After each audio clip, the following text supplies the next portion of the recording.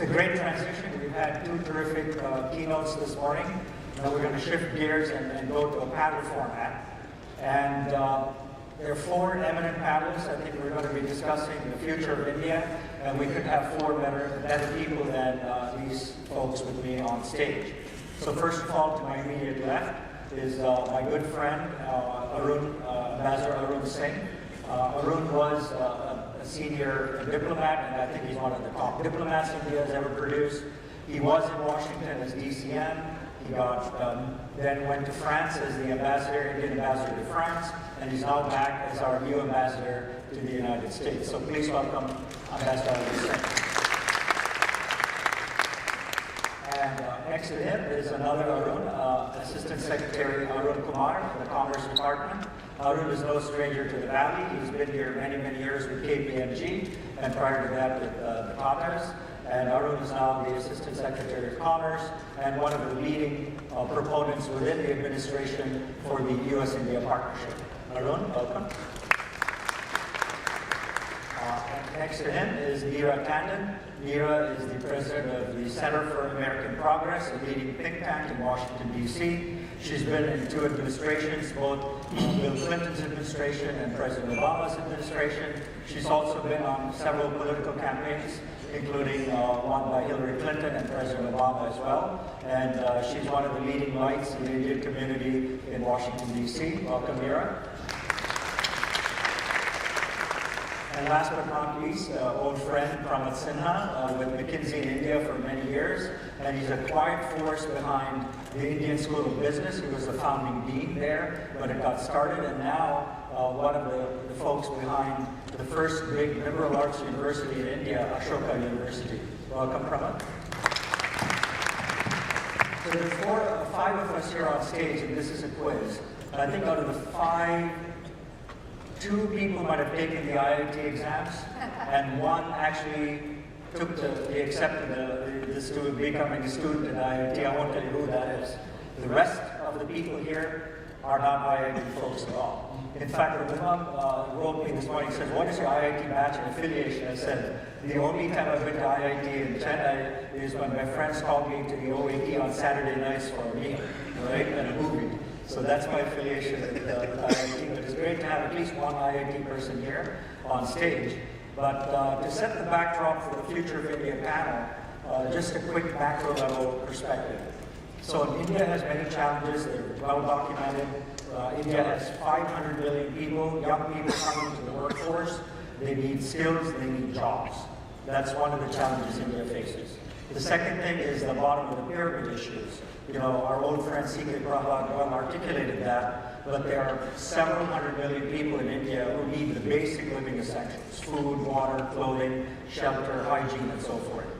And then the third thing is India needs a lot of infrastructure, whether it's physical infrastructure like roads and ports and utilities, and digital infrastructure that the Prime Minister has made a big announcement on. So these are all well documented, but those are the challenges India faces. So now let's move to the U.S. So in the U.S., the Indian diaspora is now 3 million strong.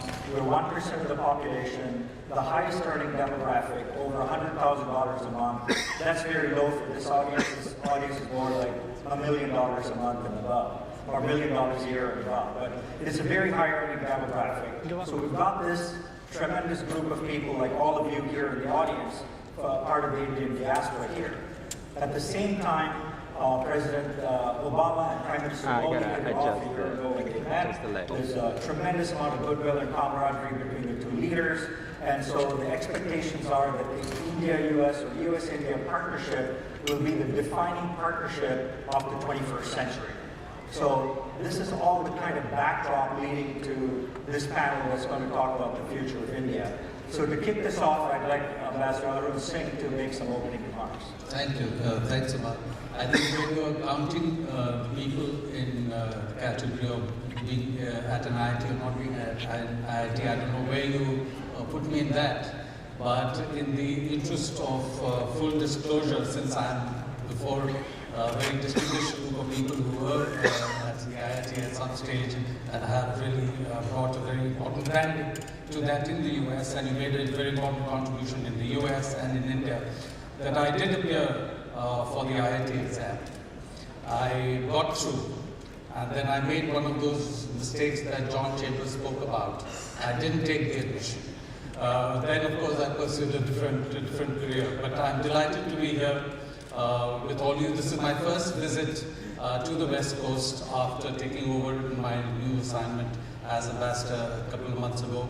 And it's fascinating to be in the midst of people who are doing so much with technology.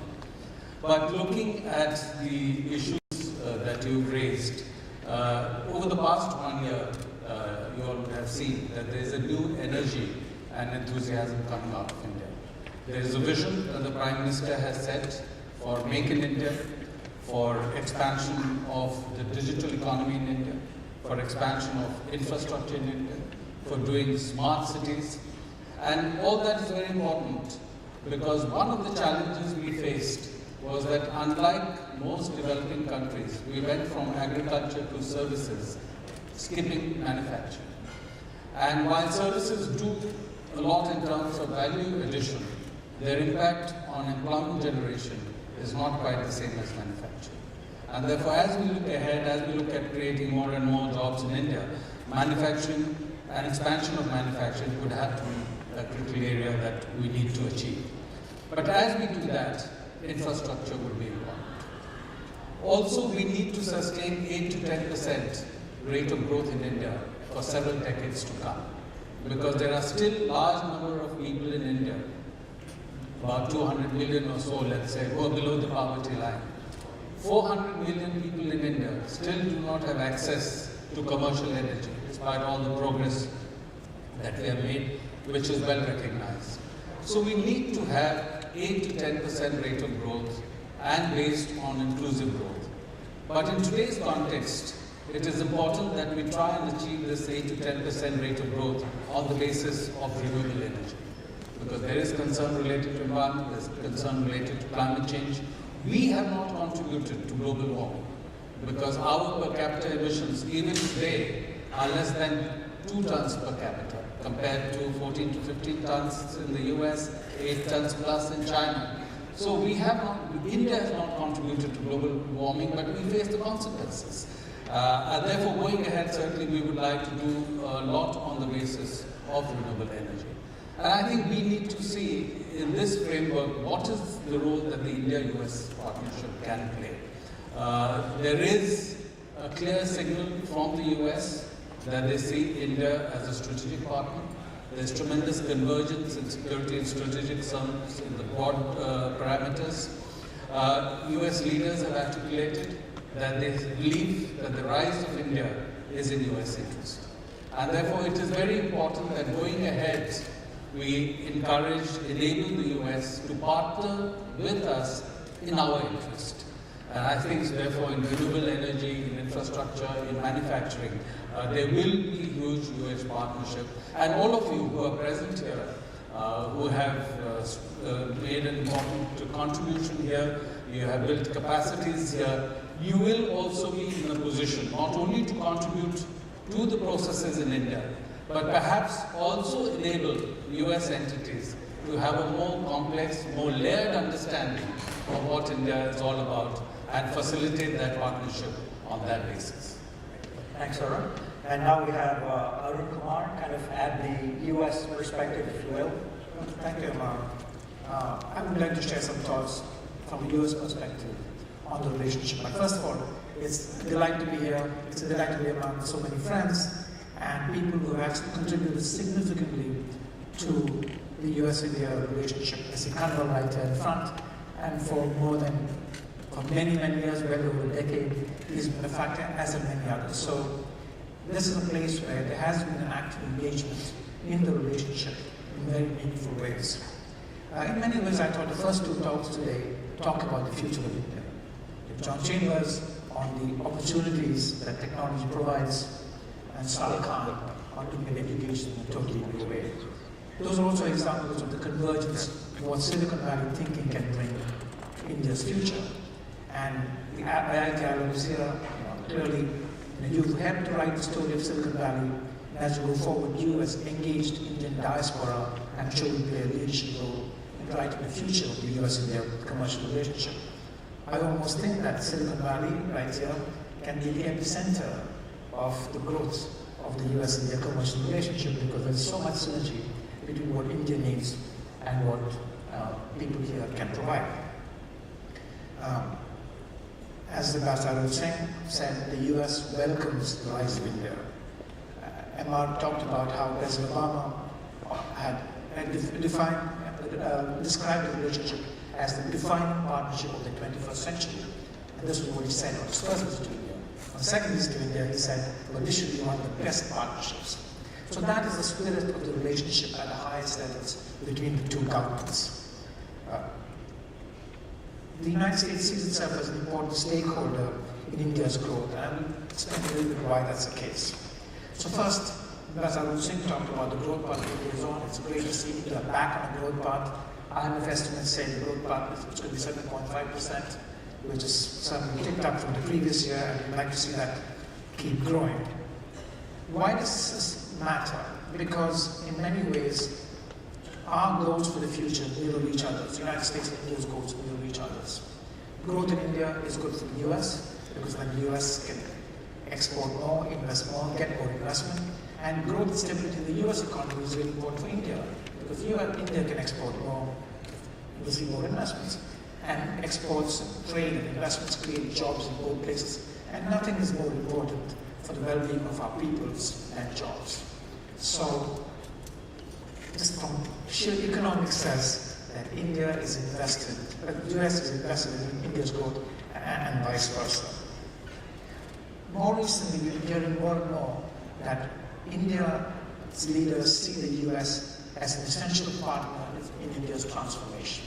This is something that I've heard from friends and leaders in India time and again. And why? Because the United States technologies, companies, innovation can really make an impact to increase the growth rate, to use John Chambers' term of fast IT, maybe fast India, moving them forward and move the US forward together. I believe that today we're at a critical moment of opportunity because both countries are on a growth path.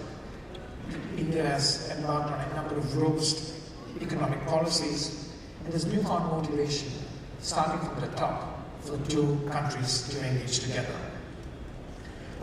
There are a number of areas where we've begun to engage, and as the conversation goes, I can talk more about that. But I'd like to just tell you that in the last 15 months, there's been a huge change in the relationship, and certainly much deeper engagement in the commercial and economic aspects of the relationship. One of the highlights of President Obama's visit to India was the announcement of a strategic and commercial dialogue between India and the US. Previously, we used to have what was called a strategic dialogue, focused on foreign policy, strategy, etc., but with a number of other strands. President Obama has put commerce and economics at the center of the relationship as it should be. So this year we will have our first strategic and commercial dialogue, and supporting that will be the U.S. India CEO Forum, which has been reconstituted, and essentially all of these alignment will bring the private sector, businesses, and governments into alignment to meet our mutual goals. Thanks, Arun. I know Neera does the Center for American Progress. You do a lot of thought leadership work, including much on India. So what's your perspective on all this? Yeah, so a lot has been said. I'll just add a few points. I think we look at the U.S.-India relationship across many dimensions, and agree with all that has been said by the ambassador and more great comments. I think the issue that, and I know we'll get into some of the tension points, but the real opportunities in going forward is that the United States, as it looks across the globe and the challenges around the world, in Asia, but outside of Asia as well, the U.S. Sees India, a growing country, as one that can be a profound partner. We have a strong connection in global stability. Our countries share many core critical values. The people in this room are really illustrations of those shared values around believing in entrepreneurialism, believing in an open society, believing in an ability for people to have real social mobility. Obviously, our countries are very different, but I think it is really the heart of this connection, the connection here in the diaspora between Silicon Valley and Indian entrepreneurs, that you see the greatest potential.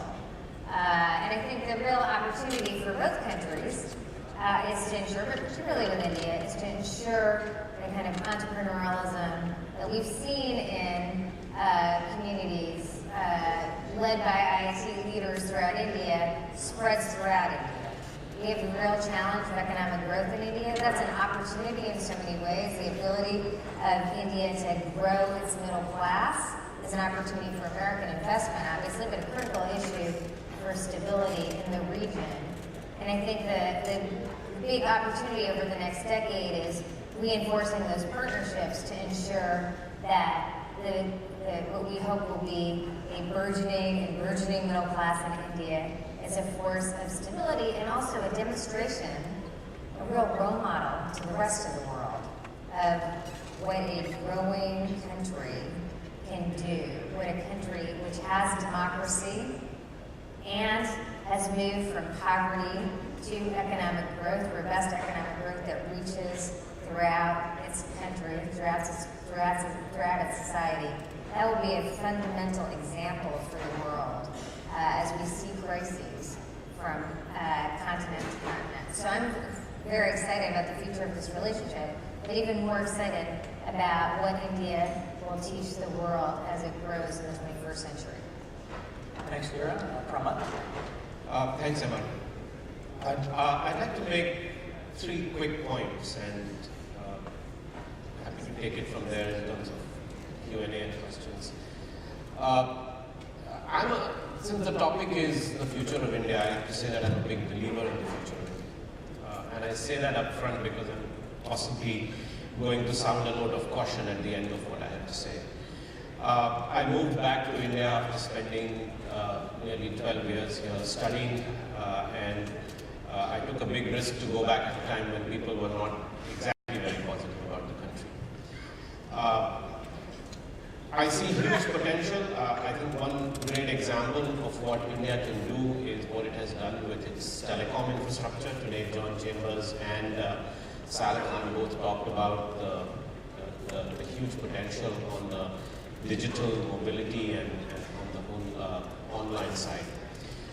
If you look at some of what is happening in India today, which is exciting, which is entrepreneurial, which is innovative, it's all happening on that side. It truly shows how, despite all of our problems, we are still able to shine in an area which the rest of the world is perhaps behind us. So I think on the aspect of India's potential and future, I have no doubt that we have tremendous potential. My second point is that this whole aspect of Indo-US partnership is something that I have lived and seen how great it can be. Several of you here know that IIT Kanpur was actually set up in cooperation with MIT. The stories of how Professor Kelkar actually got hold of a bunch of MIT scientists who were visiting India, dragged them to Kanpur and said, let's set up the IIT here, are legendary. His sort of literally hand-carrying IBM's computers from New Jersey to India to set up IIT Kanpur are also legendary. I have lived this in the setting up of ISB. ISB would not be the institution that it is without the philanthropic support of many of the people sitting in this room. And I won't name them for fear of missing someone, but I think half of our board is IITians and entrepreneurs from the Valley. Our whole institution was able to get into a top 20 status within 7 years of its founding because of the support that we had from Wharton and Kellogg and now MIT. If I look at Ashoka University, which is India's first pure liberal arts university, ironically being set up by an IIT engineer and a bunch of other IIT engineers. Again, our support from Berkeley, Michigan, Penn has been exemplary, and again, the philanthropic support that we've received from several Indians in this country is why it has been possible. Several of us who are setting it up were educated here. So the cooperation of how US and Indian diaspora can actually help drive the future of India is already there. My third point, though, is a slightly not negative, but one that is born out of concern from my living in India and watching what is happening there. We are all very excited about the new Prime Minister and what he's trying to do, but somewhere I get the sense that we are playing a cricket match where the asking rate is really going way beyond our ability to actually win the match. And if you actually look at the analogy of a cricket match, you have an asking rate at the start of an innings, you start playing and then suddenly the rate climbs up. And unless you have somebody come in the middle overs like a Dhoni and hit it out of the park for a few overs, the asking rate goes way beyond which you can ever get to. And the analogy here is that I feel that we are in a real danger of ending up as a middle income trap economy, which unfortunately several of so-called BRICS, whether it's Brazil, Russia, or South Africa, are headed towards. I think India and China only remain the two of the BRICS that perhaps can beat that. I still believe we have a chance to beat that. But I do think that we have to get some slog overs in, and I hope that the current government can do that if we are going to win this match. Thanks, Pramath. So, good points. Let's start with keeping in Sam Khan's theme of education, right? So everything in India with 500 million young people and so on is getting a good education. You're an IIT guy, and there's so many in the audience as well who got the top 1% of the education system, right? How do we get the rest of the country this type of education in India? What can we do to help? What reforms need to be made? Anybody want to jump in on the education side? Well, I think from the perspective of the government, let me just say that at one level, the quality of education in some of our institutions has been outstanding. And so you can see the result here. But the challenge is that the numbers are very small compared to the demand in India. So what the government is doing, for one, is trying to expand the number of IITs, the institutes of institutes of medicine, the institutes of management. So at one level, that expansion is happening and spread across different states in India. But while doing that, you have to try and ensure that the quality is not compromised. Therefore, there has to be a limit to the pace at which we do it.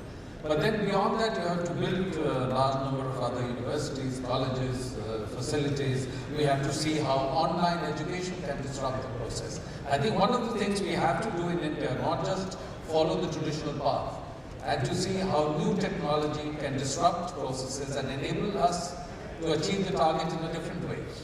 So I think people like Pramath and all of you here can look at that how do we, through disruptive processes, through disruptive technology, enable a better spread of education and skilling. I think skilling will be critical because we are looking at expansion of manufacturing. Therefore, skill development will be very important. How do we do that? And in some areas, of course, we are doing better.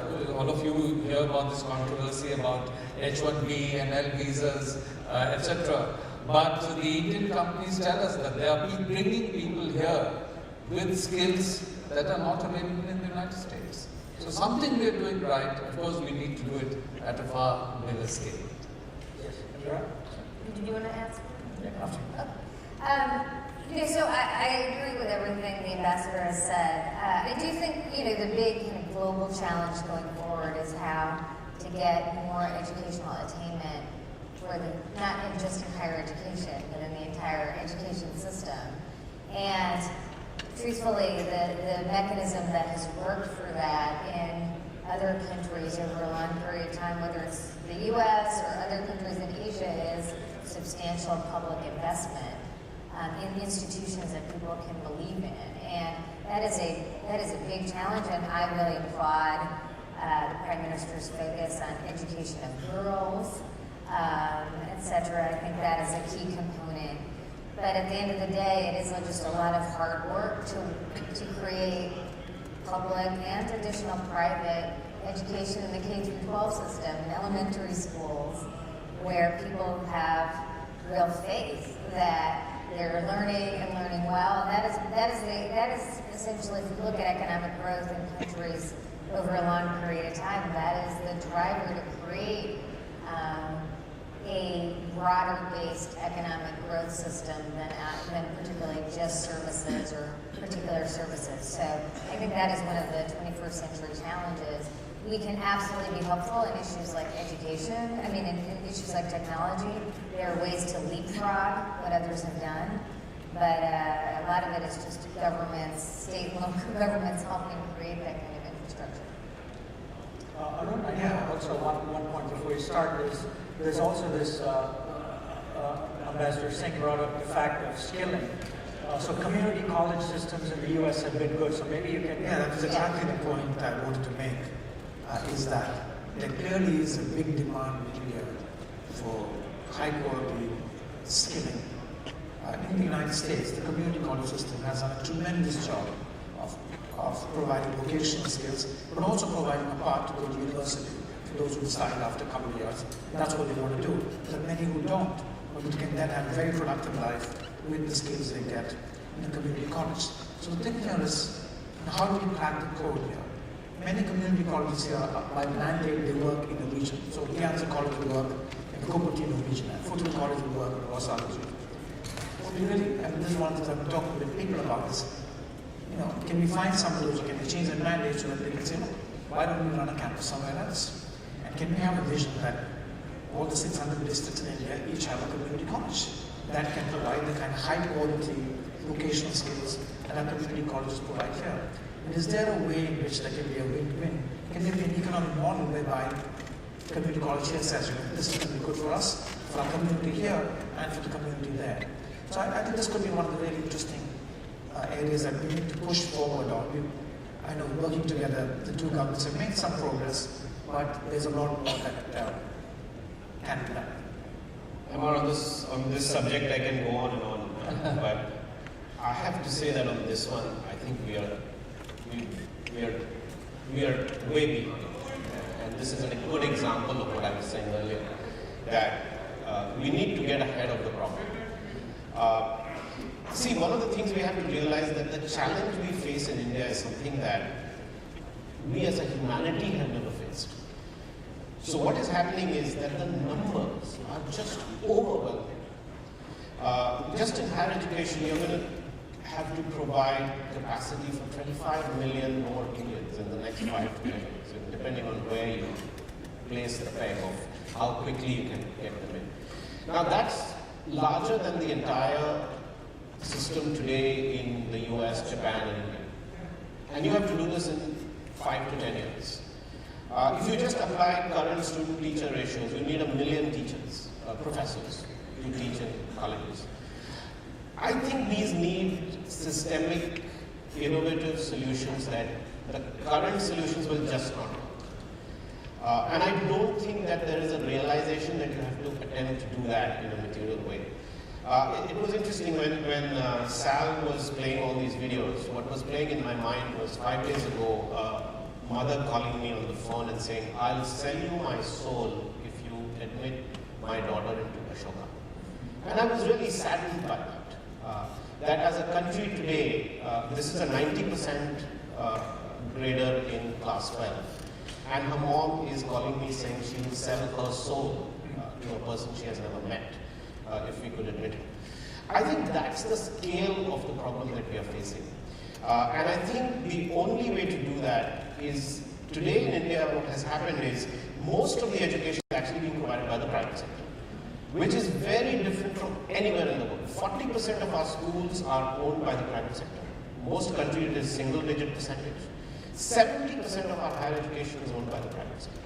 Yet, the government and the regulator are extremely suspicious of the private sector. So the whole system is around controlling education, which then gets us into a vicious cycle where good people don't want to enter education because it is so difficult to operate. And therefore you get bad players who come in, who arouse greater suspicion, which the government therefore needs to control, and therefore we are caught in this vicious cycle. Unless we break that cycle, our education system is just going to struggle. So let's move on to another topic that we keep talking about with India is inclusive growth. You know, it's going at 8%, maybe to grow 10%, but we're going to bring along hundreds of millions of people in this growth. So what do you see as this playing out? I know Make in India is one of those approaches to bring more inclusive growth. There are other issues. So how do you all see growth in India happening at 8 to 10%? Is it going to benefit just the top 1%? Is it going to benefit the other 99%? How do you see this playing out over the next 5 years? Well, as you know, there is this whole debate on whether you should just focus on growth or you just focus on redistribution. And the balance seems to be that what we described in India as inclusive growth, that you cannot look at redistribution without growth. So first there has to be growth, but you can't just leave everything to the trickle-down process. So then you have to have structured policies to ensure that the benefits of growth are going down to the bottom segments of the population. So that's clearly something that the government has been doing, whether it is in terms of right to education, whether in terms of right to food, various subsidy schemes. Now, there has been leakage in the past in these subsidy schemes that everyone is aware of. So to the extent possible, all that is now being tried to be done through cash transfers, so that you make the scheme in a way that the leakages are minimized. So I think that's the broad approach. And let's try and maximize the growth opportunities, job creation, and while doing that, what are the schemes that we can bring in to make sure that the bottom segments of the population also benefit. And it is critical because we are a democracy. And in the last elections, 530 million people went out and voted. So the electorate in India is more than the electorate of the United States, Europe, and Brazil combined. So to deal with that and to maintain stability, people have to feel that they have a stake in that process and that they're benefiting from that. So that's the broad approach. Any other? I'm happy to chime in. I think I'll just build up with what the ambassador's last comments are. If you look at from a global scale, it's really actually a requirement that growth in India is inclusive. Because the model that we see around the world is that growth that is not inclusive, that's exclusive, that growth creates widening inequality is actually very destabilizing in other parts of the world. And that's why India's example has been, again, another really critical thing. I'm very excited by the innovation that's happening right now in India with the use of technology to ensure that we're addressing issues around corruption, truthfully, issues around corruption with subsidies, etc. I think the truth is we have to create a broader system in which there's that we're thinking beyond subsidies, that there's economic growth that's reaching all corners. But the reality is that is a tremendous innovation that I hope other countries will replicate, because the challenge we have is when institutions themselves are just controlled by a small elite, that also creates a level of distrust that can be very harming over the long term. And the kind of leadership role India is placing is really is a great model for other countries that we can ourselves learn from as well. Go ahead. I had just a couple of comments. One is, these are a little Silicon Valley centric. The first one is entrepreneurship. Clearly not just kind of elite entrepreneurship. If entrepreneurship can be flowed down with access to capital, a small trader can own his own inventory, for example. Entrepreneurship, creating a culture of people graduating, becoming job creators rather than job seekers. And India, I find that that narrative is beginning to take hold. So that, I think, is one of the ways in which there will be more inclusion. The other is the philanthropy, where a lot of people here have played a role. This may not be a big enough scale, but even things like the Foundation for Excellence at Prabhu Goel and others have started. There's thousands of scholarships allowing kids who could not imagine going to engineering school or medical school to go to school. So over a period of 10, 15 years, tens of thousands that allow you to elevate to a different level. So those are some of the places where philanthropy can play a role as well. So I think there are multiple angles here, but looking at it from here, I think entrepreneurship help to propagate that, and appropriate philanthropy that focuses on the problem. I think we have as a country the opportunity to really showcase and demonstrate what inclusive growth can really be. Because I think the world jury is out whether that is even possible. But I do think that there's a real opportunity in India for us to prove that. I think what has happened is we've gone through a little bit of a yo-yo in the sense that post-liberalization we had a very strong economic growth cycle, but we didn't do enough about inclusion. We quickly realized that, and I think the last 5-10 years we've done some really exemplary stuff on inclusion. So if you look at the cash transfer mechanism, if you look at the UIAD project, these are the best examples of these things in the world ever, at the scale at which they were achieved. I think the issue now is, while we've done a lot of inclusion, I think our growth has slowed down. I think you need to go back to this stage of growth while you've actually fixed a lot of the inclusion issues. And that's the challenge that we face right now. Can I just say one quick thing? I mean, I in the American context and in the international context, I think the debate between kind of inclusion versus growth is a false dichotomy, and I agree that India is actually a great example of how you can do both. There are cycles on either end, but ensuring that when you are distributing access to literacy, that you do that in a fair way is not something that hurts growth or fairness, it does both. So I do think one thing that I think the diaspora could have a stronger voice on is the importance of institutions in India being ones that encourage economic growth broadly, fairness, by essentially being ones that are not good institutions, not corrupt, not leakage, etc. There's a lot of ways to do that from a perspective of innovation, but there are a lot of ways you can do that just in the political system. And I think one of the great aspects of India is that it is a democracy, and people do raise their voices, but externally we can do that as well. Great. So let's move on to the growth element of things, right? So the India-US trade is about 100 billion now, and the aspiration is it should grow to 500 billion as quickly as possible, right? I mean, it's a pretty aspirational goal. How do you see the two countries getting there? Arun, maybe you guys can start by talking ideas. What are the growth drivers between the two that will get us to the 500 billion? So, as I mentioned in my initial comments, that our leadership sees that in terms of security and strategic aspects, there is broad convergence, and there a lot is happening. As a follow-up from that, another area where there's been a lot of progress has been in defense cooperation. So last 4 years, we've bought about $10 billion worth of defense supplies from the US. That is something new. In defense, we have also now moved away from just buying to co-production, co-development. So we've identified now 6 Pathfinder projects between India and the US where there will be co-development of technology, and that will have spin-off effects. Now going from there, I think in the next phase of the relationship, to give it a real substance, we'll have to focus on the economic aspect. And there, I think cross-investments, trade would be important.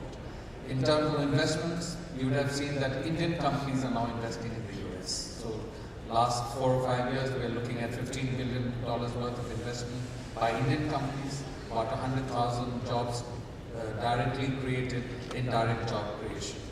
So I would now like to see even more presence of US companies in India, and the sectors are clear.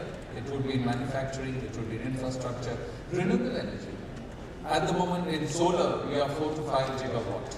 Government has projected that we need to do 100 gigawatt of solar, 175 gigawatt of renewables.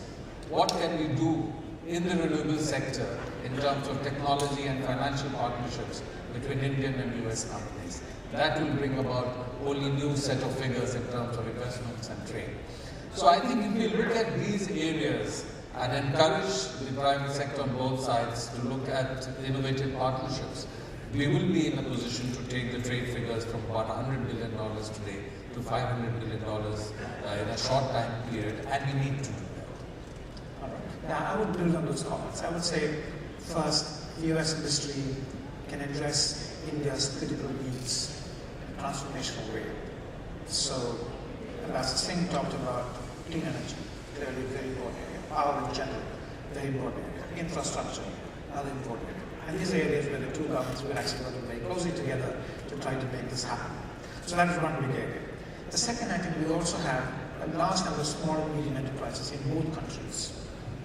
How do we get them integrated into global value chains? For that, we need to get some convergence on ways of doing business, on standards, the connections between businesses. So I think this whole idea of supply and value chain integration, especially focused on small and medium enterprises, is a really important area for both of us to look at. Third, I think, just the business climate. Prime Minister Modi has said he wants India to be in the top 50 easy to do business. That itself will make it a lot easier because companies say, look, you don't have to get, instead of getting 200 permits to get one, if you get down to 2 or 3 or 5, then the latency is reduced, the barriers are reduced. So in a sense, having fewer barriers and creating ease of doing business, improving the business climate, all of these will really help fuel more trade and investment. So a couple of questions from the audience. Can I just say one thing? Sure. I mean, on that point, just to build on this, I mean, just to pull it just to a brief point, there are huge challenges in India from a market perspective. That's also huge opportunities. And I think this is an area in which the United States commercial and diplomatic concerns reinforce each other. So to the extent American business can go into India and help solve problems, it is reinforcing of a lot of connections between the country. To the extent we're seen as creating problems, that's not very helpful. Some of the fights we've had over the last several years around FDI, probably not helpful to reinforcing great images. But I do think there's potential with infrastructure and energy, as has been mentioned, to really create that reinforcement. And I think it's important for American companies and leaders to recognize there's, we can have that kind of partnership in India that's positive or negative, and it's really a two-way street for us to think that way. So a couple of that, just one more point. There has been, there have been a lot of difficulties. I mean, no, business is always not easy. It's going to be difficult in the market. India's had its share of issues. But I think what I'm seeing is that there's certainly a change in narrative at the top. The Prime Minister is very clear on the role of business. And I think we need to start building a positive narrative.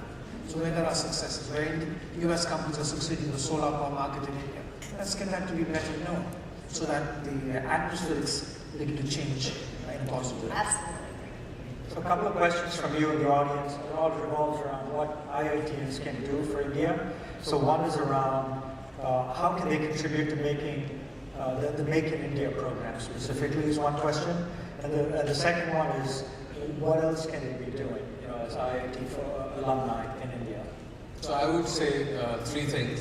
One, many of you may have heard that there are schemes now to encourage people to go back and teach in India for a semester or a year without giving up your base or position here. So Pramath spoke about the shortage of teachers that we are going to face, professors and others. So people who have interest should look at that opportunity because the government has put out that scheme. It's called Gyan, and under that scheme we are looking at ways to structure this. So that's one. Second, please see what you can do in terms of bringing disruptive technology that will enable India to leapfrog. Because certain challenges we face, for example, if you look at mobile phones, we have completely leapfrogged in communication technologies because of this, whereas earlier it used to be so difficult to get landline connections. So I think if creatively you can look at ways that new technology, disruptive technology is brought in, so we don't have to necessarily follow what Europe or the United States did to address problems, but we do it in a different way. And third, of course, whatever you can do to do investment in India, to generate partnerships between Indian and US companies, I think all of these would be welcome. So the next question is around the bureaucracy in India, which is how can the IAS and IFS, how are they changing under the new Prime Minister? Do you see visible signs of changes in the bureaucracy? I mean, Neera, you deal with a lot with India. I mean, are you seeing a change in the bureaucratic setup in India, the bureaucrats?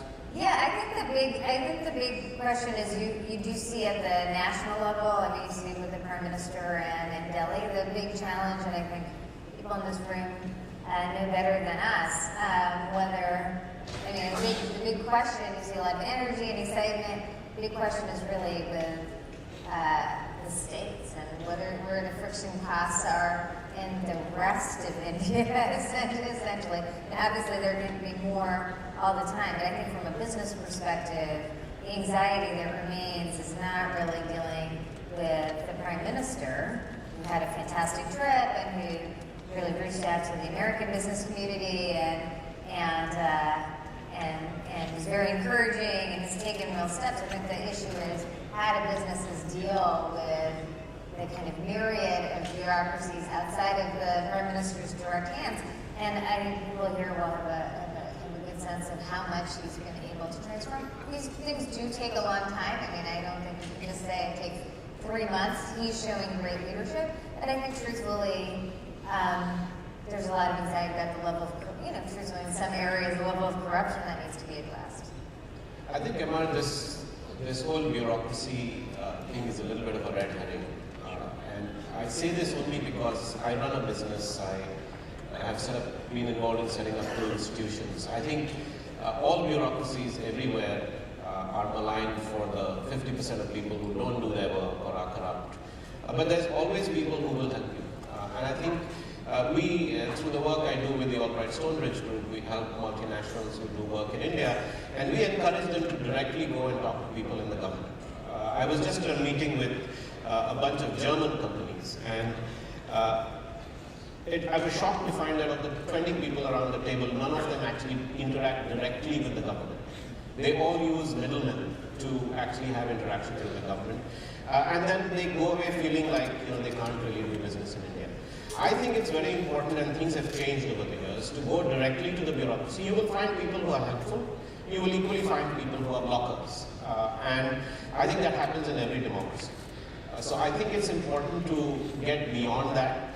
It'll always take you longer to get something done in India than it would take perhaps in other places in the world, and that you have to take as a given. That's the price we pay for being a democratic country. I don't think any one of us wants to lose that. So you have to live with the fact that it's going to take long. I don't think on that ease of business index that factor is going to go up substantially. Yeah, no, I think, look, just to be clear about this, there is a perception among some American business leaders that there's stories that are told of making investments in India that are all approved, and this is at the local and state level, not at the national level, then somebody turns around and changes the decision, they lose money, etc. Those stories are percolated over a long period of time. It will take some period of time to change that perception. I think the administration is doing what it can, absolutely a whole range of things in that space. But when any narrative develops, it takes time to develop that. If you look at the success of the Koreans in India, it's remarkable. And they work in the same atmosphere, and it's not like they pay off the bureaucracy to get their work done. And they don't speak English in their country as much. I just want to caution. I think that business people in India do face a number of issues, whether it's tax assessment that they do not know how to resolve, whether it's a change of something that's not predicted before. So I think while we are very committed to building this relationship and making it successful, fundamental to have it really take off is also address some of these issues. And I think the governments are definitely engaged in discussing these kinds of topics. I don't want to minimize the fact that there are, I talk to business people in the front lines and they have these issues. If we can help them solve them, things will really take off. I just wanted to say that that a lot has happened, including in the past 1 year. So in terms of ease of doing business, the number of permits required has been reduced. Many things have now been done online, so you don't have to go through the normal processes. So if you start compiling the changes that have happened just over the past year, It's a huge amount of change. Of course, people want more. I mean, that's to be expected. But I don't think they focus on step by step what has been done. For example, there is an existing interdepartmental group in India that looks at issues that US businesses are facing. So if there is a major problem being faced by US business, bring it to the attention of the government. Just for the US, there's a separate group for Japan, there's an interdepartmental consideration, and several problems have been addressed through that. There's another structure called Invest India. It was created some years ago. It's a public-private partnership between the government and the Federation of Indian Chambers of Commerce and Industry. Didn't work too well in the past, but it has been reactivated now with new leadership, and that will do hand-holding for companies that want to do investment in India and lead them through the processes. So there is a lot happening within the framework of our sort of broad democratic structure where we move on the basis of sustainability and consensus. A lot has happened, and I think people should look at that more deeply. So let's move on to the future. So there are a lot of reforms being still enacted in India, like GST and some of the others. Any take on when these things would play out? I know some of these are in Parliament, some are still to be tabled. Any update on that? Well, I must, before addressing this question, mention to you what leading French industrialists told me. And this is one of the French, what they call CAC 40 top companies, which has been present in India for a long, long time. This gentleman himself has been going to India for many years. And he said he sees India in its complexity. 22 official languages. Which other country in the world? And you look at the diversity of our population. Which other country in the world? And doing all this on the basis of a democratic framework and consensus building. So he said that he saw India as a huge elephant. And he would rather that the elephant moved in one direction, taking all its parts along with it, at a sustained and growing pace, rather than going helter-skelter and creating havoc in its wake. So do keep that in mind, that for us to move on the basis of a democratic consensus is a challenge, but that's the process we sustain. But since 1990, since the time that we initiated the process of reform in India, the broad direction of reform has been sustained. And therefore there is continuity. In the framework of that continuity, naturally, we have to see how much we can speed up so that consensus, broad support is maintained, there is no going back and forth. Because suppose something was done which was suddenly very dramatic, and 2 years later the government changed its policy, then my colleagues here would say, you're creating so much uncertainty for business, please don't do it. So that's the whole step. So the government, even on GST, is engaged with the process right now, seeing it through Parliament. Government doesn't have the majority in the upper house, so it has to build more consensus, and that's the process they're engaged in. But the signal from the government is very clear. Be it GST, be it the land acquisition, be it some reforms on the capital market side. The determination is step by step, keep going so that we are able to sustain 8 to 10% rate of growth. So I would say the real test should be the 8 to 10% rate of growth. If we are able to sustain it within the framework of regular incremental reforms that the government is engaged with, I think we've met the target we've set for ourselves. So let's dream forward to 2022 when India turns 75, right? This is kind of the closing. So if you're dreaming forward, the future of India is one thing I want to ask about. The second one is the U.S. India partnership.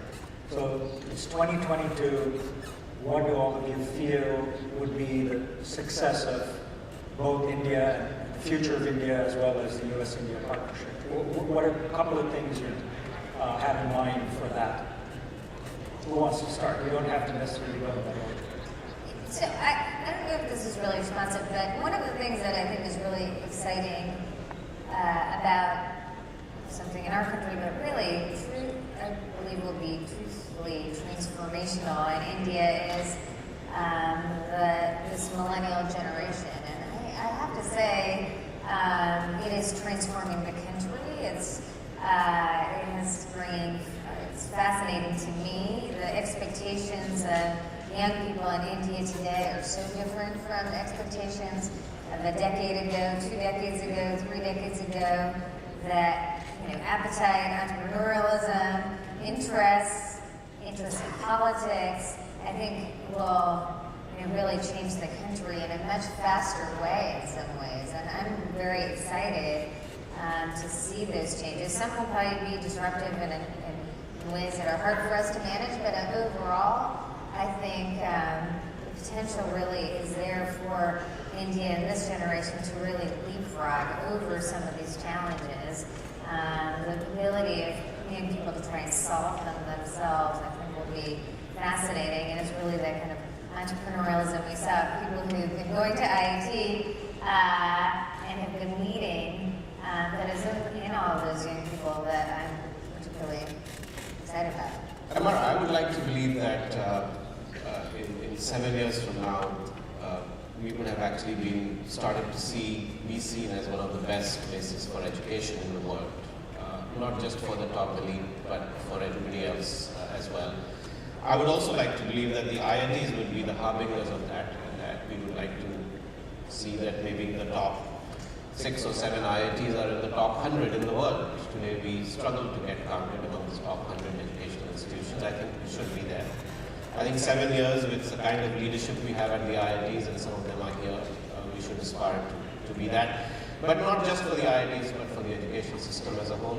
I would like to believe that in 7 years you should see 5 to 10 large Indian multinationals emerge, which are not just Infosys and Wipro and the Birla Group and the Tata Group, but perhaps some of the younger generation that are creating entrepreneurial digital Indian companies.